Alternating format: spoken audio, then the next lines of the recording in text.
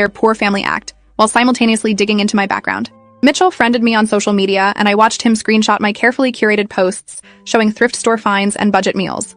Veronica invited me to lunch and spent the whole time talking about how expensive everything was and how she wished she could afford nicer things. The performance was exhausting, but I played along, showing up to family gatherings in Target clothes and driving my decade-old backup car.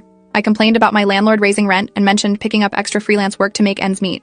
I watched them exchange satisfied glances, clearly believing their test was working. Then Adrian's birthday came around. His family planned a small party at the ranch house, and I showed up with a gift I'd spent considerable time selecting. It was the first edition book he'd mentioned wanting, and it had cost me $12,000 at auction.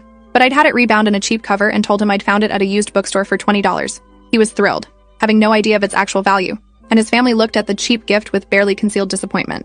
That's when Diane pulled me aside again. "Sloan, honey, can we talk?" She led me to the kitchen where Veronica and Richard were waiting. The three of them looked at me with these serious expressions, and I knew the real conversation was about to happen. Richard started by saying they'd all grown very fond of me over the past few weeks. Diane added that they could see how happy I made Adrian. Then Veronica cut to the chase. "But we're concerned about the financial dynamic of your relationship." I asked what they meant, playing innocent. Veronica said they'd noticed I was struggling financially, which was completely understandable, but they worried about how that would affect Adrian's future. "He's worked so hard to get where he is," Richard said. "We just don't want to see him held back by having to support someone who can't contribute equally." The words hung in the air, and I let them. Diane jumped in with what she probably thought was a kind tone. "We're not saying you're a bad person, Sloan. We can see you have a good heart, but sometimes love isn't enough. Sometimes practical considerations have to matter too." I asked if they were asking me to break up with Adrian, and the three of them exchanged looks. "We're asking you to think about what's best for him," Veronica said carefully. "Is it fair to let him build a future with someone who's going to be a financial burden?" I felt my jaw clench, but I kept my voice steady. I told them I understood their concerns, but Adrian and I were adults who could make our own decisions about our relationship. Richard shook his head and said, "We hoped you'd be reasonable about this. We're prepared to make it worth your while to walk away." He pulled out an envelope and set it on the counter between us. "There's $5,000 in there. Take it, tell Adrian you're moving for a job opportunity, and let him move on with his life." I stared at the envelope, then at the three of them.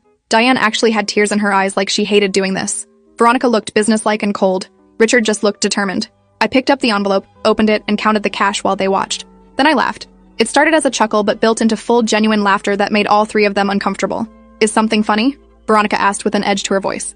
I pulled out my phone and opened my banking app, turning the screen so they could all see it. The balance showed $847,000, and that was just my personal checking account. "You want to pay me $5,000 to leave your son?" I said, still laughing. "I spent more than that on his birthday present. That $20 book? First edition, authenticated, purchased at Sotheby's." The color drained from Diane's face.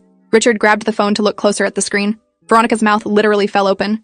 I took my phone back and pulled up my LinkedIn profile, the real one I'd hidden from Adrian and his family. Sloan Whitmore, founder and former